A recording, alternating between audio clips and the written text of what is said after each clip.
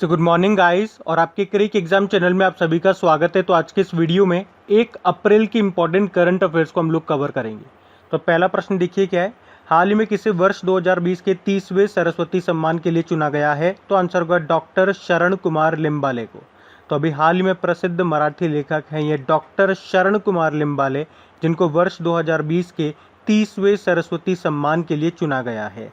उन्हें ये सम्मान उनके मराठी उपन्यास सनातन के लिए दिया जाएगा और इस उपन्यास का प्रकाशन 2018 में हुआ था और इससे पहले 2019 में जो 29वां सरस्वती सम्मान है वो प्रसिद्ध सिंधी साहित्यकार वासुदेव मोही को उनकी कहानी संग्रह चेक बुक के लिए दिया गया था।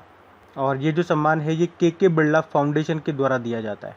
तो 2020 का जो 30वां सरस्वती सम्मान है उसके लिए चुना गया किसको? डॉक्टर शरण कुमार लिम्बाले को। बाकी डॉक्टर कैरोलिना अरूजो 2021 का माइकल एंड शीला हेल्ड पुरस्कार इन्होंने जीता था। बाकी डॉक्टर शीला केनी राष्ट्रीय फ्लोरेंस नाइटिंगेल पुरस्कार जीता था और डॉक्टर राजेंद्र सिंह भंडारी सुभाष चंद्र बोस आपदा प्रबंधन पुरस्कार जीता था। तो ये नाम भी ध्यान रखना, बढ़ते हैं आगे। और हाँ गाइज, इंडिया के टॉप बैंक एडुकेटर्स एक बार फिर अनअकैडमी पर आपके लिए ला रहे हैं कुछ टॉप एंड अल्टीमेट बैचेस। तो अनअकैडमी का हर बैच कंडक्ट किया जाता है आपकी बैंक की हर परीक्षा की तैयारी को और भी ज़्यादा मजबूत करने के लिए। और ये सभी बैचेस आपको मिलेंगे अनअकैडमी पर, जहां पर आप अपने फेवरेट टीचर के साथ अपने घर से अपने पर्सनल शेड्यूल के हिसाब से पढ़ सकते हैं। तो अनअकैडमी की हर क्लास आप लाइव नहीं तो बाद में रिकॉर्डेड सेशन के द्वारा भी अटेंड कर सकते हैं। अगर आप चाहें तो क्लास को डाउनलोड करके ऑफलाइन भी देख सकते हैं और आप लाइव क्लास में आस्क अ डाउट फीचर के द्वारा टीचर से अपने डाउट भी क्लियर करा सकते हैं। आप लाइव क्विजेस और टेस्ट सेशन भी अटेंड कर सकते हैं, जहां पर आपको अपनी लाइव रैंकिंग भी देखने को मिलेगी। तो अनअकैडमी पर टोटल 12+ लैंग्वेजेस में क्लासेस कंडक्ट होती है। आप अपनी फेवरेट भाषा में क्लास अटेंड कर सकते हैं, आप अपनी टीचर के साथ इंटरेक्ट कर सकते हैं और लाइव पोल में पार्ट ले सकते हैं। ये सभी फीचर आपको मिलेंगे एक ही प्लेटफॉर्म पर, एक ही सब्सक्रिप्शन के साथ। तो आप आज ही सब्सक्राइब करें अनअकैडमी पर और इन सभी बेनिफिट्स का लाभ उठाइए। देखिए, अगर आप मेरा कोड जो है क्रिक एग्जाम 10 उसे यूज़ करेंगे तो आपको एडिशनल 10% का डिस्काउंट भी मिलेगा। और आपको सभी बैचेस की लिंक और सब्सक्रिप्शन ये सब नीचे डिस्क्रिप्शन में मिल जाएगा। तो अभी हम बढ़ते हैं आगे। फिर अगला प्रश्न है, हाल ही में किस पुस्तक ने फिक्शन के लिए बुक क्रिटिक्स अवार्ड जीता है? तो आंसर होगा हेमनेट। तो मैगी ऑफारेल के द्वारा लिखी गई हेमनेट, जिसमें ब्यूबोनिक प्लेग से शेक्सपियर के बेटे की मृत्यु पर अनुमान लगाया गया, तो इस हेमनेट नाम की पुस्तक ने फिक्शन के लिए नेशनल बुक क्रिटिक्स सर्कल पुरस्कार जीता है। इसके अलावा टॉम जॉलनर की island on fire the revolt that ended slavery in the British empire ने नॉन फिक्शन में अवार्ड जीता है। बाकी मोहन कृष्ण बोहरा, इनकी एक बुक आई थी तस्लीमा संघर्ष और साहित्य, और उसके लिए इन्होंने अभी 30वां बिहारी पुरस्कार जीता। इंदिरा नुई, इन्होंने कौन सी बुक लिखी अभी? My life and full work, family and our future. और संजय बारू, इन्होंने कौन सी बुक लिखी है? India's power elite caste class and cultural. तो ये भी ध्यान रखना, बढ़ते आगे। फिर अगला प्रश्न है, हाल ही में international transgender day of visibility के रूप में कब मनाया जाता है? तो आंसर होगा 31 मार्च को।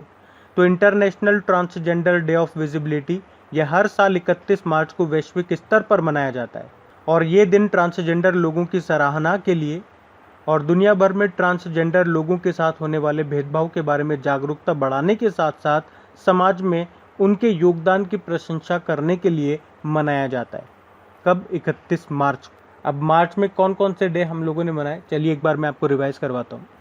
देखो, 1 मार्च को 2 डे मनाए थे, शून्य भेदभाव दिवस यानी कि जीरो डिस्क्रिमिनेशन डे, और 1 मार्च को ही वर्ल्ड सिविल डिफेंस डे मनाया। 3 मार्च को भी 2 डे मनाए, वर्ल्ड हियरिंग डे और वर्ल्ड वाइल्ड लाइफ डे। 4 मार्च को भी 2 डे मनाए, नेशनल सेफ्टी डे और नेशनल सिक्योरिटी डे। मार्च का सबसे इम्पोर्टेंट डे 8 मार्च, अंतर्राष्ट्रीय महिला दिवस इंटरनेशनल वुमेन्स डे मनाया। फिर 11 मार्च को वर्ल्ड किडनी डे मनाया इस बार। 15 मार्च को विश्व उपभोक्ता दिवस वर्ल्ड कंज्यूमर राइट डे, और 16 मार्च को राष्ट्रीय टीकाकरण दिवस नेशनल वैक्सीनेशन डे के रूप में मनाया। फिर 18 मार्च को वैश्विक पुनरावर्तन दिवस ग्लोबल रिसाइकलिंग डे मनाया। 19 मार्च को वर्ल्ड स्लीप डे मनाया। देखो 20 मार्च को एक तो विश्व गौरैया दिवस मनाया, वर्ल्ड स्पैरो डे। 20 मार्च को ये इंटरनेशनल हैप्पीनेस डे, अंतर्राष्ट्रीय प्रसन्नता दिवस मनाया। और 20 मार्च को ही वर्ल्ड ओरल हेल्थ डे मनाया। फिर 21 मार्च को भी 3 डे मनाए, अंतर्राष्ट्रीय वन दिवस, इंटरनेशनल डे ऑफ फॉरेस्ट। 21 मार्च को वर्ल्ड डाउन सिंड्रोम डे मनाया और 21 मार्च को विश्व कविता दिवस मनाया।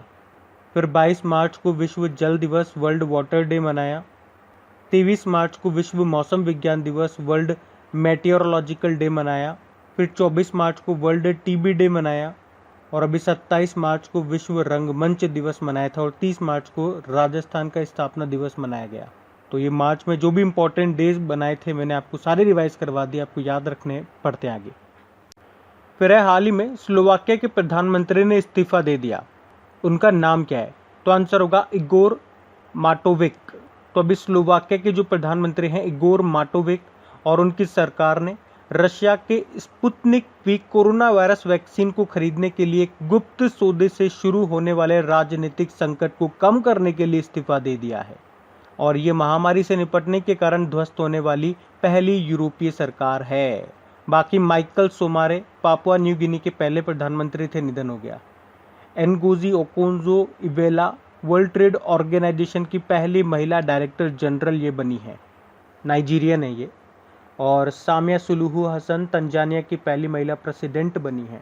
अब बात स्लोवाकिया की है तो ये रहा मैप में स्लोवाकिया, कैपिटल इसकी ब्रेटिस्लावा है, करेंसी है स्लोवेक कोरुना और प्रधानमंत्री तो यही थे इगोर माटोविक जिन्होंने अभी इस्तीफा दे दिया। पढ़ते हैं आगे।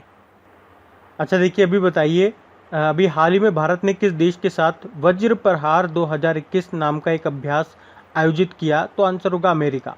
तो भारत और अमेरिका के बीच में वज्र प्रहार नाम का एक युद्ध अभ्यास है, एक्सरसाइज है, इसका अभी 11वां संस्करण आयोजित किया गया।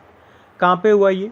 तो ये एक्सरसाइज हिमाचल प्रदेश के बकलो में स्थित स्पेशल फोर्स ट्रेनिंग स्कूल में आयोजित किया गया। अब बात अमेरिका की है तो ये रहा मैप में अमेरिका। देखो अमेरिका के नए प्रेसिडेंट बने हैं जो बाइडन, 46 नंबर के हैं और पहली महिला उपराष्ट्रपति बनी है कमला हैरिस। यहाँ की कैपिटल होती है वॉशिंगटन डीसी और यहाँ की संसद को कहते हैं कांग्रेस। एक लॉयड ऑस्टिन का नाम याद रखो, अमेरिका के पहले अश्वेत रक्षा मंत्री बने ये। और अमेरिका के पहले सेकंड जेंटलमैन बने हैं डगलस एमहॉफ, कमला हैरिस के हस्बैंड है ये। फरवरी में अमेरिका और भारत के बीच में युद्ध अभ्यास नाम का एक्सरसाइज भी हुआ था। कहाँ पे? राजस्थान में महाजन फील्ड फायरिंग रेंज में। उसके अलावा अभी जो global fire power index 2020 ranking आई थी उसमें टॉप पे यूएसए था, भारत चौथे स्थान पे था। और इसी तरह से एशिया पावर इंडेक्स 2020 जो आया था उसमें भी यूएसए टॉप पे था, भारत चौथे स्थान पे था। और अभी इंटरनेशनल इंटेलेक्चुअल प्रॉपर्टी इंडेक्स 2020 जो आया था उसमें टॉप पे यूएसए था, भारत 40वें स्थान पे था। फिर है हाल ही में किसने Bahrain Grand Prix Formula 1 race को जीत लिया है? तो आंसर होगा लुइस हैमिल्टन ने। तो ब्रिटेन के फार्मूला 1 ड्राइवर हैं ये लुइस हैमिल्टन और अभी इन्होंने Bahrain Grand Prix Formula 1 race को जीत लिया है। अच्छा किस कार कंपनी के ये ड्राइवर हैं? ये प्रश्न भी एग्जाम में आते हैं इस तरह से। तो आंसर होगा मर्सिडीज के ड्राइवर हैं ये। तो फर्स्ट नंबर पे इसमें लुइस हैमिल्टन रहे जो कि मर्सिडीज के ड्राइवर हैं। सेकेंड नंबर पे मैक्स वर्स्टपन है जो कि रेडबुल के ड्राइवर हैं और थर्ड नंबर पे रहे वोल्टेरी बोटास जो कि मर्सिडीज के ही ड्राइवर हैं। बढ़ते आगे। फिर इंटरनेशनल स्पेस स्टेशन में पाए गए नए बैक्टीरिया का नाम किस भारतीय वैज्ञानिक के नाम पर रखा गया? तो आंसर होगा अजमल खान। तो अभी हाल ही में नासा और यूनिवर्सिटी ऑफ सदर्न कैलिफोर्निया के द्वारा जेट प्रपल्शन लेबोरेटरी में किए गए एक शोध, एक रिसर्च में इंटरनेशनल स्पेस स्टेशन में बैक्टीरिया के 4 स्ट्रेन का पता चला है। तो वैज्ञानिकों की इस टीम में भारत के हैदराबाद यूनिवर्सिटी की एक टीम भी शामिल है और इन स्ट्रेन्स में से एक का नाम अजमल खान के नाम पर मैथिलोबैक्टीरियम अजमाली रखा गया है जो कि एक प्रसिद्ध भारतीय वैज्ञानिक है। कौन? अजमल खान। बढ़ते आगे। अच्छा फिर बताइए, अभी हाल ही में सड़क मंत्रालय के आंकड़ों के अनुसार भारत में किस राज्य में पुराने वाहनों की संख्या सबसे ज़्यादा है? तो आंसर होगा कर्नाटक में। तो अभी केंद्रीय सड़क परिवहन और राजमार्ग मंत्रालय के द्वारा जारी आंकड़ों के अनुसार, डेटा के अनुसार कर्नाटक में सबसे ज़्यादा वाहन हैं जो 15 साल से ज़्यादा पुराने हैं और जो सड़कों पर चल भी रहे हैं, और ऐसे वाहनों की संख्या भारत में 4 करोड़ से ज़्यादा है। और कर्नाटक 70 लाख ऐसे वाहनों के साथ इस सूची में टॉप पर है। कौन? कर्नाटक। तो ये रहा मैप में कर्नाटक। देखो, कर्नाटक की कैपिटल बेंगलुरु है और मुख्यमंत्री हैं BS येदियुरप्पा और गवर्नर है वाजुभाई वाला। बाकी याद रखना, कर्नाटक में फूल प्रसंस्करण केंद्र स्थापित किया जाएगा। अभी बेंगलुरु इंटरनेशनल एयरपोर्ट ने वॉइस ऑफ द कस्टमर का अवार्ड भी जीता था। भारत का पहला AC सेंट्रलाइज्ड रेलवे टर्मिनल ये कौन सा बना है? Sir M Visvesvaraya terminal Bengaluru. अभी जो नीति आयोग ने नवाचार सूचकांक इनोवेशन इंडेक्स जारी किया था, उसमें मेजर स्टेट्स की कैटेगरी में कर्नाटक टॉप पे था। यहीं पे कृषि संजीवनी वैन शुरू की गई, अरुणधति और मैत्री योजना शुरू की गई। यहाँ के 2 रेलवे स्टेशन के नाम बदले गए। हावेरी रेलवे स्टेशन का नाम बदलकर महादेवप्पा मेलारा रेलवे स्टेशन किया गया और हुबली रेलवे स्टेशन का नाम बदलकर श्री सिद्धरूदा स्वामी जी रेलवे स्टेशन किया गया। और यहीं पे किसानों के लिए फ्रूट्स पोर्टल भी लॉन्च किया गया था। और जो विजयनगर है वो कर्नाटक का भी 31वां जिला बना है, बल्लारी जिले से अलग होकर के। भारत का पहला चंदन संग्रहालय ये कर्नाटक के मैसूर में स्थापित किया जाएगा।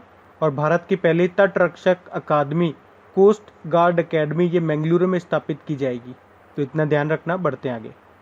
फिर है, हाल ही में किसने वर्ल्ड डेवलपमेंट रिपोर्ट को जारी किया? तो आंसर होगा वर्ल्ड बैंक ने।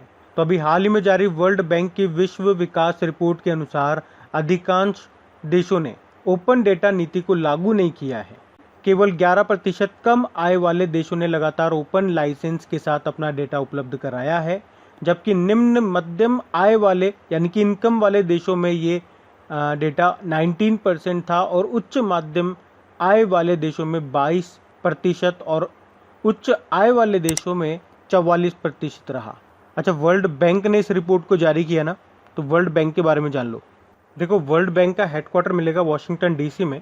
इसके अभी अध्यक्ष हैं डेविड मालपास। यहाँ पे MD CFO हैं अंशुला कांत।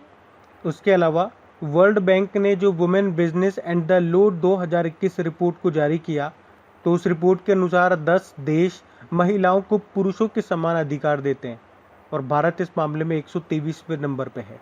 बढ़ते आगे। फिर है, अभी हाल ही में महाराजा छत्रसाल कन्वेंशन सेंटर का उद्घाटन कहाँ पे किया गया? खजुराहो। तो पर्यटन और संस्कृति राज्य मंत्री हैं श्री प्रहलाद सिंह पटेल और मध्य प्रदेश के मुख्यमंत्री शिवराज सिंह चौहान। इन्होंने संयुक्त रूप से यानी कि इन्होंने मिल करके मध्य प्रदेश के खजुराहो में महाराजा छत्रसाल कन्वेंशन सेंटर का उद्घाटन किया है। तो इस कन्वेंशन सेंटर को पर्यटन मंत्रालय की स्वदेश दर्शन योजना के तहत विकसित किया गया है, जो खजुराहो में यूनेस्को की विश्व धरोहर स्थल को जोड़ता है।